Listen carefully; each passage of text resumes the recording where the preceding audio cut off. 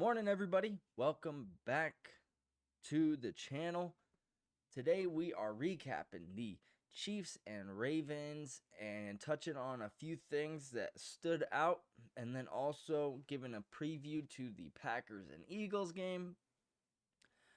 Before we start, like and subscribe. Hope you checked out those videos from yesterday. I'm sorry about the sound quality. I am still getting the hang of this. Sound quality is not my strong suit, so bear with me, but I think this sounds pretty good. So, yeah, check out some other videos. Comment down below if you've got any disagreements or agreements or takes. Let's get into it. So, Chiefs win 27-20 in their season opener out there in Arrowhead. The banner ceremony, that was pretty freaking cool. I like how they, line the field with banners. But the way they presented him was cool, having Chad Henne as the one to represent the one where they beat the Eagles in the Super Bowl, because he was kind of, he came in when Mahomes had that concussion and had that big fourth down conversion to seal the game. Thought that was pretty cool. And then obviously revealing the new one, back-to-back champs. Super exciting. I know the feeling. Being a Patriots fan, it's exhilarating. So congrats to you Chiefs fans. And I'll tell you what, Patrick Mahomes before the game was being interviewed, and that man was talking so fast you could tell. These guys, they've been hitting each other for so long. They're ready to play football. And so, super exciting to see it. First kickoff of the year is a touchback. And I got to say, I think most teams are going to kick it through the end zone, which makes this whole rule change pretty lame. I'm trying to stay positive about it because I think it could have really cool potential. Like if you put Tyreek Hill back there, or Xavier Worthy, Christian McCaffrey, Deebo Samuel, I think it could be so cool. The thing is, who the hell's going to kick it to them in that situation? I think the penalty just has to be more. But that's a whole nother tangent. Let's touch on the game. And in classic Mahomes fashion, he did everything he needed to win that game. Left a little bit out there on the field, but you expect some rust in the first week from every position, especially quarterbacks. And you saw a little bit of that from Lamar and Patrick. Now, they're so good and talented that their off games still look like some of the best games in the league. But you did see some missed throws from Patrick on that wheel route to Pacheco. I wouldn't say he missed that. It was definitely catchable, but if he had to redo it, he'd probably put it a half a foot closer to him. And then Lamar had obviously that wide open miss in the end zone, which has kind of been the knock on him, that he hasn't been able to deliver in pressure situations. And again, last night, makes plays to get all the way down the field and then just can't get it done once he's there. So gotta be exciting if you're a Chiefs fan. I wouldn't get too down if you're a Ravens fan. You guys are gonna be in the playoffs. I don't think this game was gonna tell us much either way. This is the first game of the year. You don't really start to know your team until at least a month or two in, and we don't know what to expect really until the playoffs, because whoever's playing hot, i.e. the Chiefs, tends to go on a Super Bowl run. So Ravens, you'll still be in it. Kansas City, you'll obviously be in it. It does got to hurt a little bit if you're the Ravens, though, because they knock you out of the AFC in the championship game last year. And then you come back, and really you hang with them the whole game. You make a nice comeback, and you're out by an inch. I mean, what a crazy game. What a crazy finish. All you can ask for in the first game of the season. Super exciting. Isaiah likely is likely to be a dog. And Isaiah Xavier worthy to be a stud. So let's talk about the Chiefs first. even though the Chiefs felt like they stalled a lot throughout the night and definitely left some football out on the field, they quietly put up 27 points. And 14 of those coming from Xavier Worthy on his first ever touch in the NFL, 21-yard end around, right up the gut. I saw the next gen stat on that, 18 miles an hour, which is 6 miles an hour slower than he ran in his 40. So just think, he was blowing by guys on that end around, and he was going probably 25% slower than he normally does. That's crazy. So there's obviously a couple more gears to his speed. Then we saw on that long pass where it looked like the cover or the corner thought it was cover two, and then the safety wasn't there, or if it was cover three or man, and the safety was right, but the corner was wrong. So I'm not sure what broke down there, but obviously you expect some stuff like that to happen in the first week. Just sucks if it happens to your team, and especially for a touchdown in a critical moment like that. So if you're the Chiefs, though, and you're looking at this offense, you still haven't gotten Marquise Brown back, and he's a speedster. You got Travis Kelce, who was pretty quiet, but you've also got Pacheco, now Worthy, Rashee Rice, and Noah Gray is your backup tight end. You just signed to an extension, and obviously Mahomes and a very good offensive line, minus Jawan Taylor. You got to be super stoked for this year. The more you guys gel, this might be such a nasty combo because Marquise Brown and Xavier Worthy are going to both be flying over the top of that defense. You heard Mahomes say it just opens up the field when he's on the field. And then you got Rice and Kelce underneath and Pacheco through the middle. It's going to be gross. Also, watching Xavier Worthy last night, did it kind of feel Deshaun Jackson-esque? You know, I have this theory that Deshaun Jackson, if we're defining Hall of Fame players, it's the best at a position over a period of time. Devin Hester was the best kick returner of his era in record setting.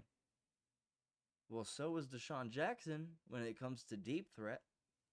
We had never seen a deep threat like him. And Xavier Worthy has his similar play style and speed and frame. So if you're telling me Xavier Worthy turns out to play even a little bit like Deshaun Jackson, this Chiefs team is going to be damn near impossible to stop because Mahomes has got the arm talent to hit those, and they've got so many good underneath weapons. Even though Kelce was quiet tonight, Rashee Rice was loud. I mean, he was cooking their linebackers on that one slant route. A little fake to the outside, over the middle. Mahomes made a beautiful touch pass over to him, but I think there was at least 4 times tonight where they cooked them on that route. So when you've got that combo, watch out, league. Another thing before we move on to the Ravens, the defense is legit. I would say there's still some things you need to tighten up, obviously. Ladarius Sneed hurts a little bit that he's not there. But I saw a couple guys flying around that ball. I don't know his name. At 27, I think it was Connor. He looked like he could hit pretty well. Justin Reed looks like a beast. Obviously, Trent McDuffie is just an all-pro level corner. He is so good. And then Chris Jones, really fascinating to watch them line him up on the outside against Rosengarten. First-round pick, or not first-round pick, draft pick out of Washington. He was cooking him. And it was kind of fun to see a big guy out on the perimeter like that, doing speed and bull moves from the edge position. But Chris Jones is just a beast, and McDuffie is just a beast, and Justin Reed is pretty good complimentary player. Same with Leo Chanel and Drew Tranquil. Nick Bolton, to me, it looked like he was like a little out of shape. He's usually flying around. He's one of the faster backers in the league. And he looks slow, so I don't know if it was just because he was covering Lamar all night, and Lamar is probably the biggest pain in the ass in the league to cover because he's so fast and twitchy. But it felt like he got cooked a little bit. I expect this defense to be totally fine. I mean, even though they didn't play their best game, they only gave up 20 points to the Ravens. Felt like the Ravens offense made way more plays, but they only got 20 points. And you'll take that any day of the week if you're the Chiefs. If you tell me the Chiefs defense holds to an average of 20 points a game, this team is going to win 12 to 14 games. So, excited if you're a Chiefs fan. Looking forward to the rest of the season. Let's move on to the Ravens.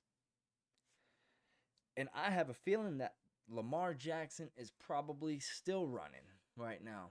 My man ran for probably 120 yards on 16 attempts.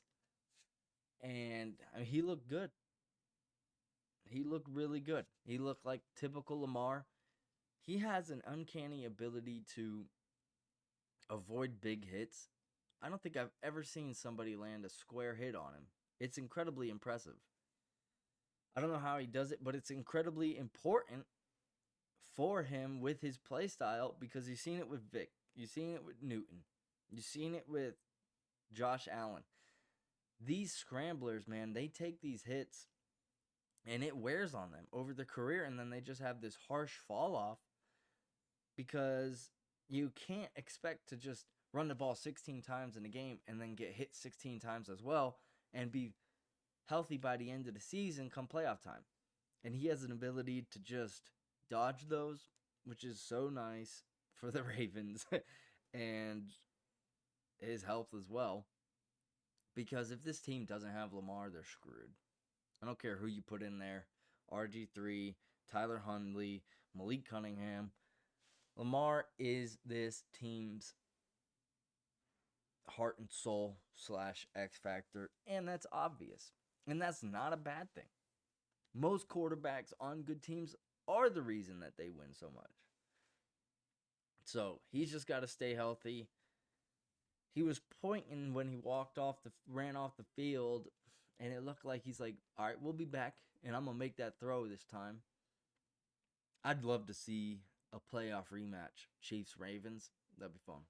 And that very well could happen because the Ravens are going to be in the playoffs. They are just too good to not. If they stay healthy, too good to not. Moving on to the defense for a minute. Kyle Hamilton. Is this guy the best safety in the NFL?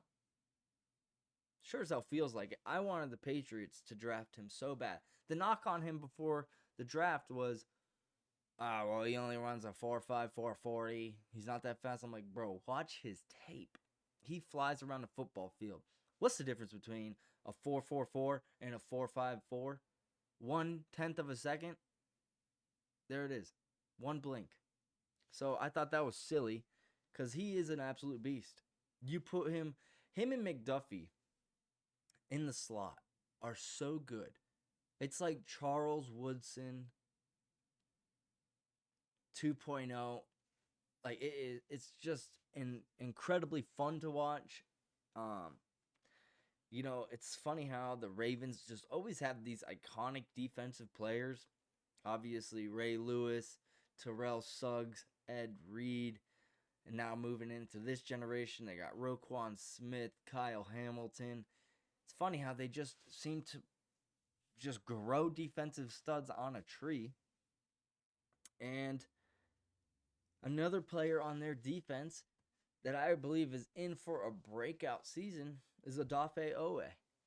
First round pick out of Penn State a few years back. Ran a blazing, I think it was a 4.3 9.40 outside linebacker position. Well, you saw him get after Patrick Mahomes a couple times tonight. And when you pair him with Matabuke, who, my apologies, I thought he signed somewhere else. I was mistaken. When you pair him with those two paired together, I think Owe is going to have a breakout season. he's just too fast and physically gifted to not.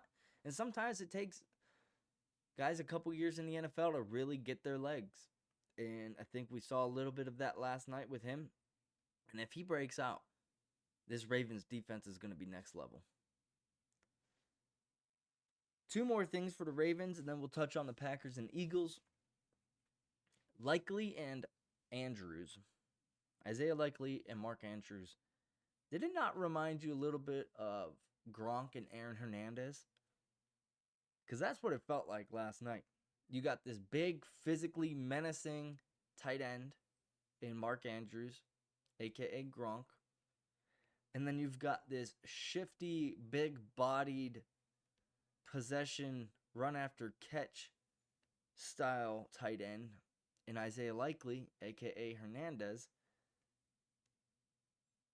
I mean, you pair those two with Zay Flowers and, let's not sleep on Rashawn Bateman. He can make plays, and he made a great one last night. And then you have Derrick Henry in the backfield. I thought this team's identity might be running the football. They might air this thing out because they've got some weapons. So hopefully they can continue to shore up that offensive line and be patient with the run game because Henry, 13 carries, 46 yards. If they were ahead of that game, I bet you he finishes with 23 carries, 124 yards. That's just he gets 10 carries, 100 yards in the fourth quarter, it feels like every time. So, Ravens, I'm stoked for you. You guys got a lot of talent. Tough loss, but it's the first week of the season. Somebody's got to lose. I wouldn't make a big deal of it. For either team, really. KC won, but it's if KC lost and Ravens won, I don't think it swings the pendulum too far in either direction. All right, let's touch on the Packers and Eagles out in Brazil, and then we will wrap this thing up, and I'll see you guys tomorrow. So, let's see. Things to look out for tonight. Obviously, the most exciting thing, in my opinion, is Jalen Hurts versus Jordan Love. Can't wait to see how these guys face off against each other. Jordan Love, arguably the best second-half quarterback of last year. Jalen Hurts, near MVP winner 2 years ago, took the Eagles to the Super Bowl. Had a down year last year, still put up 38 touchdowns. So, with the addition of Kellen Moore as the OC and then another year under Jordan Love's belt with his receivers and in the scheme playing as a starter, do they take the next step, and does Jordan Love take the next step, and does Jalen Hurts get back to his all-pro form? Super excited for that. Also, felt like he was dealing with an injury.